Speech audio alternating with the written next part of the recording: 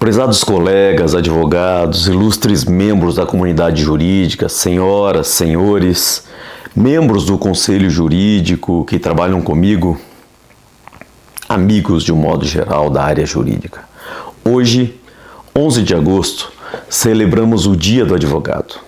Data que nos convida não apenas à reflexão sobre a nossa nobre profissão, mas também ao reconhecimento da nossa missão fundamental em uma sociedade que está clamando por justiça. Em tempos em que as instituições do sistema de justiça enfrentam crises profundas, a advocacia emerge como o último pilar ainda firme na defesa dos direitos e garantias fundamentais do cidadão brasileiro. Como nos ensinou o imortal Rui Barbosa, o advogado pouco vale nos tempos calmos. O seu grande papel é quando precisa arrostar o poder dos déspotas, apresentando perante os tribunais o caráter supremo dos povos livres. E é exatamente nesse momento histórico que nos encontramos, diante de um sistema de justiça em convulsão, onde a advocacia se revela como a última trincheira da liberdade e da democracia. Vivemos um momento de profunda turbulência no sistema de justiça brasileiro. O que deveria ser um conjunto harmônico de instituições voltadas à aplicação imparcial da lei transformou-se em um cenário de instabilidade, onde a politização e a ideologização comprometem a essência da justiça. O Ministério Público, instituição que deveria zelar pela aplicação da lei, pela defesa dos interesses sociais, infelizmente, muito infelizmente, tem sido progressivamente contaminado por uma visão ideológica, uma visão que distorce a missão constitucional. A gente está assistindo, perplexos, uma transformação dessa instituição tão importante que é o Ministério Público, às vezes em instrumento de perseguição política, onde a imparcialidade cede lugar ao ativismo judicial disfarçado de zelo pela moralidade pública.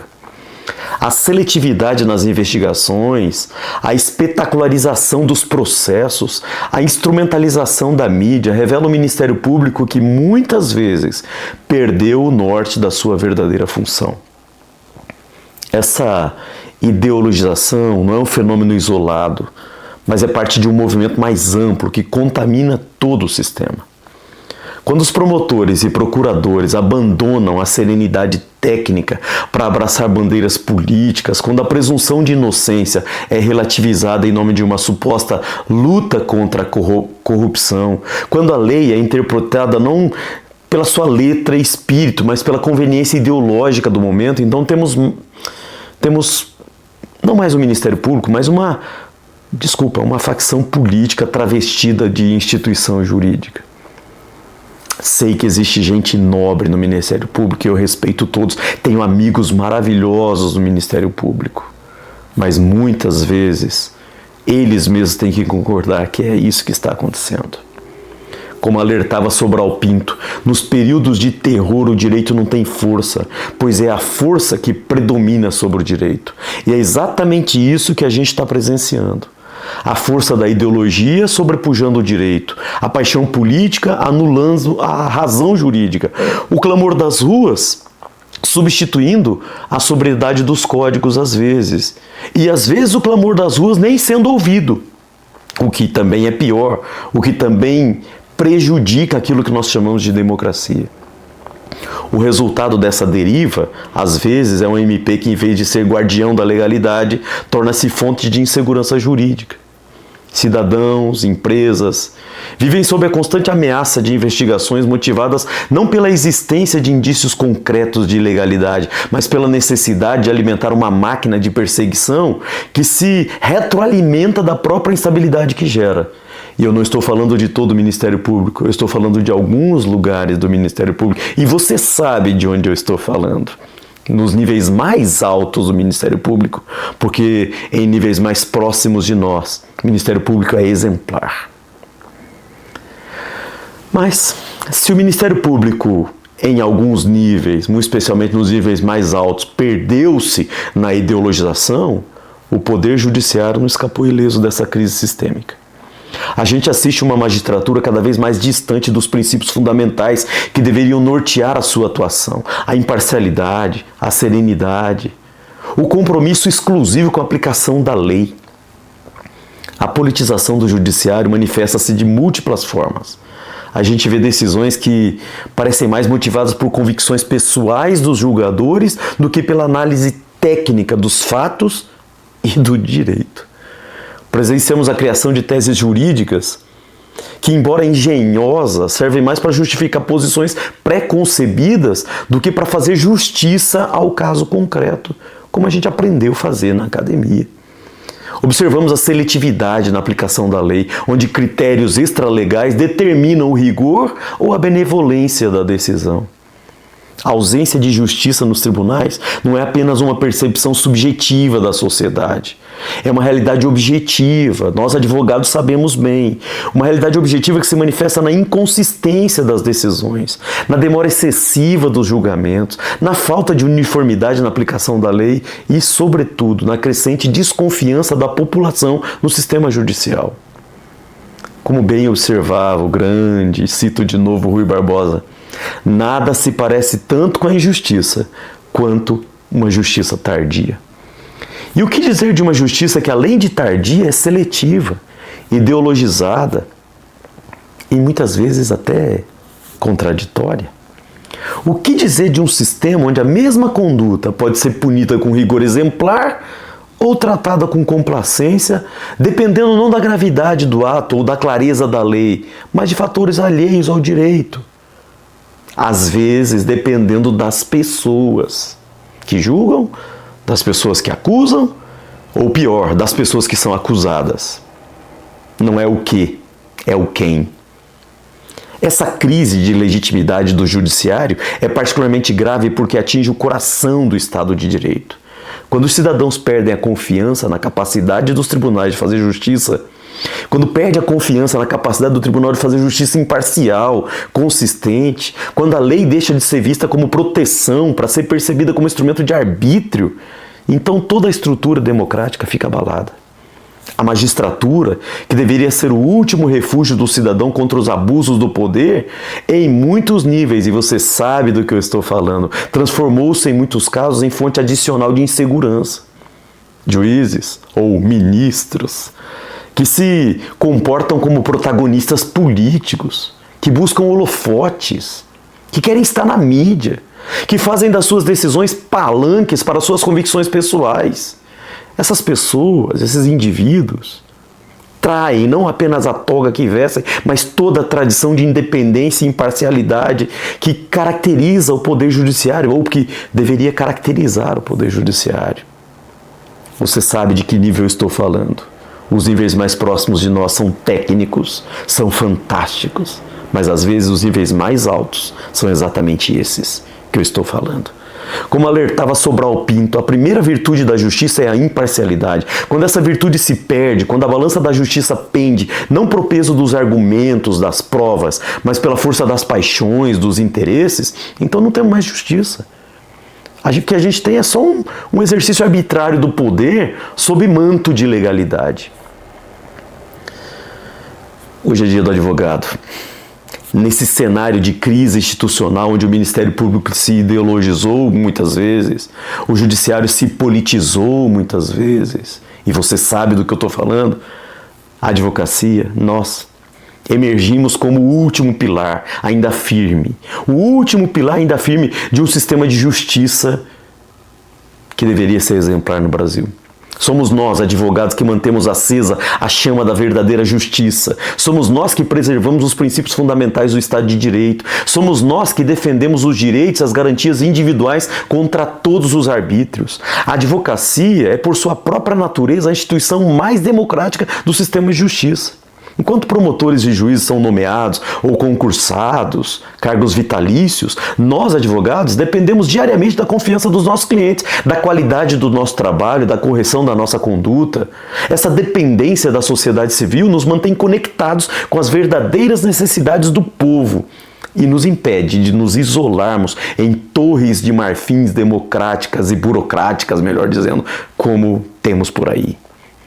Como já dizia Rui Barbosa com a sua sabedoria imortal, e eu sempre cito ele: A advocacia impõe ao advogado a missão da luta pelo direito contra o poder, em amparo dos indefesos, dos proscritos, das vítimas de opressão. Tanto mais recomendáveis a proteção da lei, quanto mais formidável for o arbítrio que os esmague. Quanto mais sensível for o vazio que a ignorância, a covardia de uns, o desalento de outros, a letargia geral ou letargia geral abrirem de redor dos perseguidos.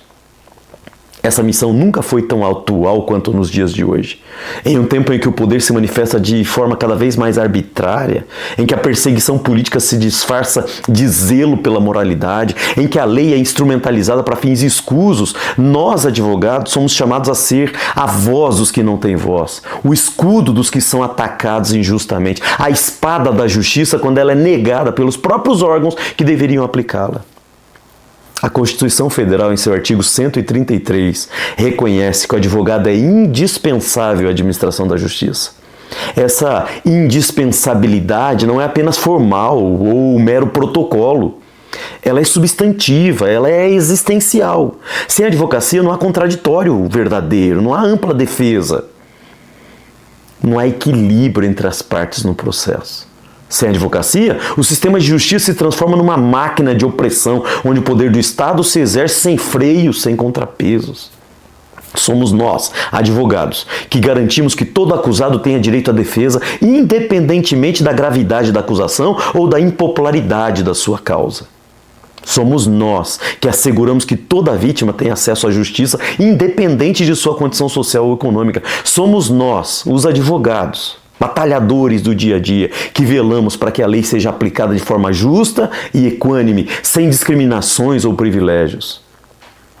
Como já dizia o Benjamin Disraeli, nenhuma sociedade pode ser verdadeiramente livre sem advogados que defendam a sua Constituição. E é exatamente isso que fazemos. Defendemos a Constituição não apenas como texto legal, mas como um conjunto de valores, princípios que devem orientar a vida em sociedade. Nós defendemos a democracia.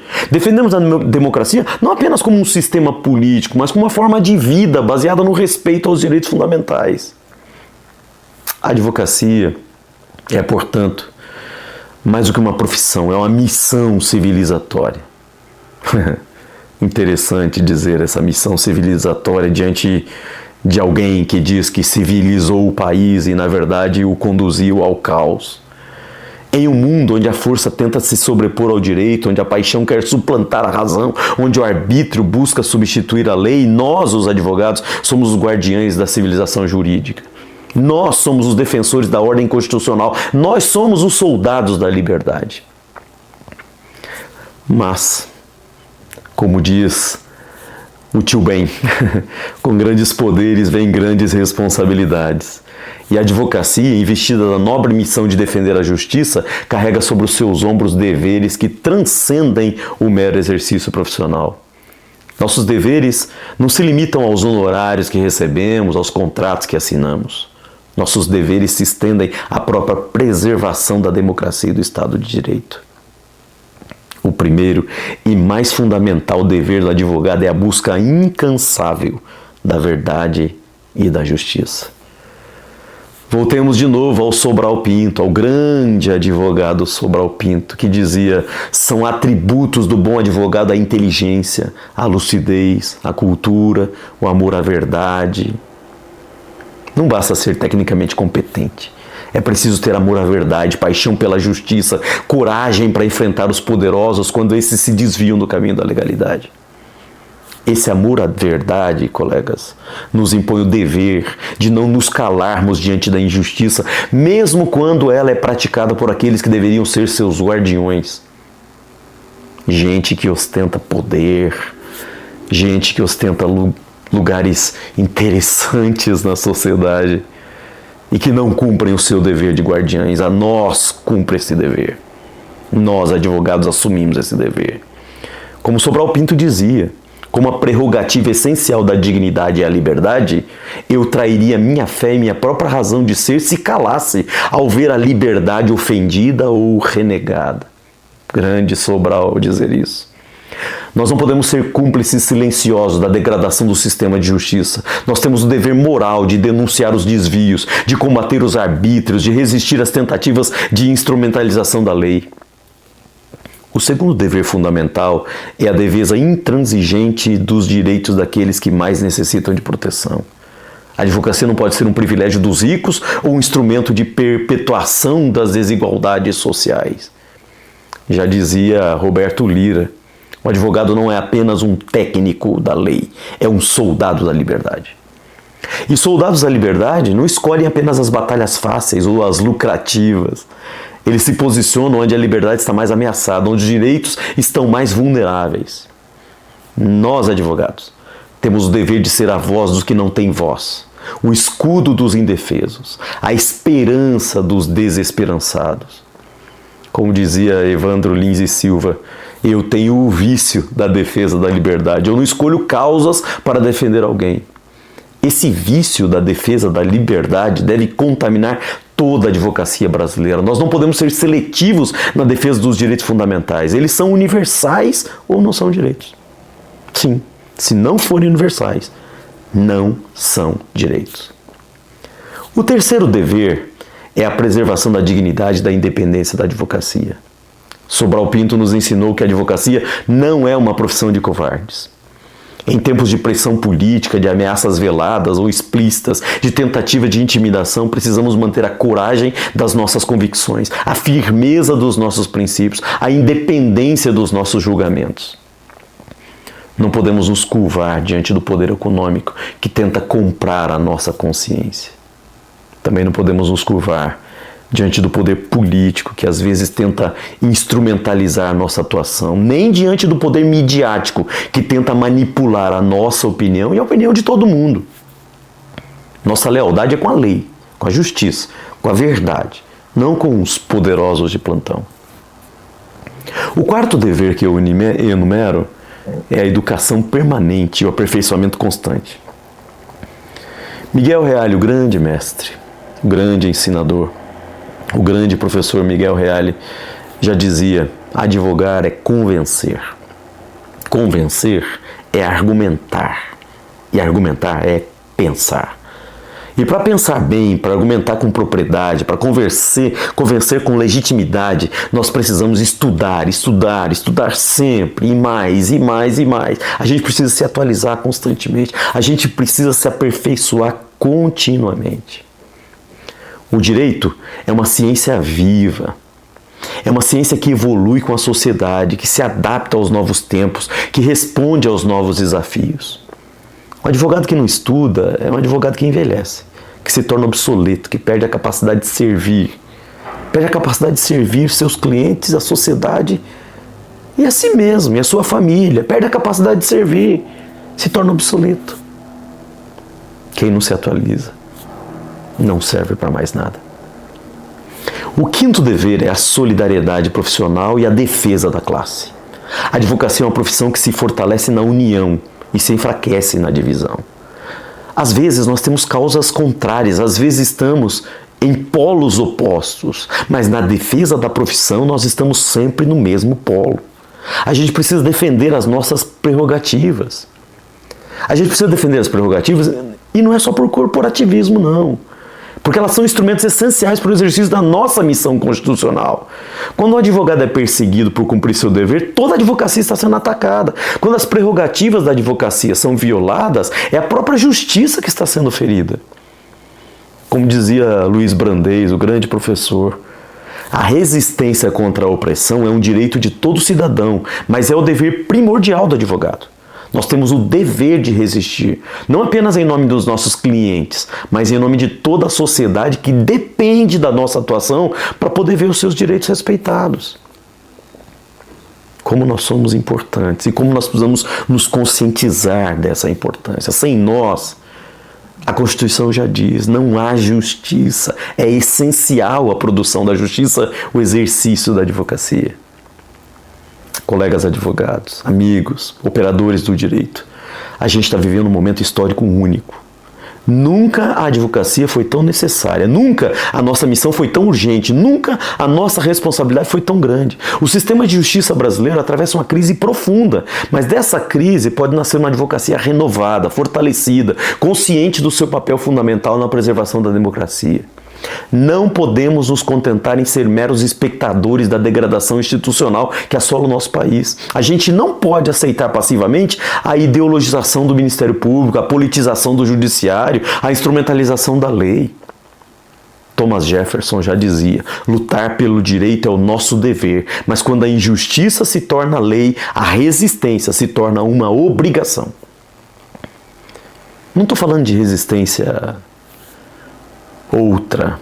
Eu estou falando que a nossa resistência deve ser técnica, ética, corajosa. Técnica, porque a gente precisa dominar os instrumentos jurídicos necessários para combater esses arbítrios. Ética, porque a nossa credibilidade é o nosso maior patrimônio. Nós não podemos comprometer a nossa credibilidade com condutas questionáveis. E corajosa, porque enfrentar o poder sempre exige coragem. Sobral Pinto já dizia: o advogado só é advogado quando tem coragem de se opor aos poderosos de todo o gênero que se dedicam à opressão pelo poder. A advocacia brasileira tem uma tradição gloriosa de resistência aos autoritarismos. Nossos predecessores enfrentaram ditaduras, combateram arbítrios, defenderam a democracia quando ela estava ameaçada. Rui Barbosa enfrentou o poder imperial e republicano quando necessário. Sobral Pinto desafiou a ditadura varguista. Evandro Lins e Silva resistiu ao regime militar. Todos eles nos legaram um exemplo de coragem, de dignidade e de compromisso com a justiça. Agora é a nossa vez. Cabe a nós, você e eu. Cabe a nós, advogados do século XXI. Cabe a nós, advogados dessa hora, dessa geração, para esse tempo. Cabe a nós escrever um novo capítulo dessa história gloriosa. Cabe a nós restaurar a credibilidade do sistema de justiça, combater a corrupção, onde quer que ela se manifeste. Cabe a nós defender os direitos fundamentais contra todos os ataques, preservar o Estado democrático de direito contra todas as ameaças. Tanto se fala em Estado democrático de direito, e quem mais fala em defesa do Estado democrático de direito, mais fere o Estado democrático de direito, mais destrói o Estado democrático de direito nesse tempo que nós estamos vivendo. Cabe a nós a defesa do Estado democrático de direito. Edward Bernard Williams dizia: nenhuma causa é perdida enquanto houver pelo menos um advogado lutando por ela. Nós somos muitos, nós somos uma classe numerosa, preparada, consciente da sua missão. Nós temos os instrumentos, temos o conhecimento, temos a legitimidade. Sim, temos o ius postulandi. O que precisamos é da coragem de usar tudo isso em defesa da justiça. Inclusive nossos talentos, nossa vocação, nossa capacidade de falar, de argumentar, de discutir. E de discutir no mundo das ideias em alto nível, mesmo em polos opostos às vezes, sem perder a dignidade, a amizade e tudo isso que faz de nós um corpo único. A sociedade brasileira olha para nós com expectativa. No momento em que as instituições tradicionais perderam credibilidade, nós, advogados, surgimos como uma esperança de renovação, como uma promessa de que ainda é possível fazer justiça nesse país. Nós não podemos decepcionar essa expectativa, não podemos falhar nessa missão.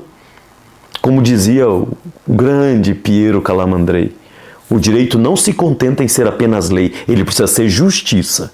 É a nossa responsabilidade transformar a lei em justiça, converter os textos legais em proteção efetiva dos direitos, fazer com que a Constituição saia do papel e se torne realidade na vida das pessoas.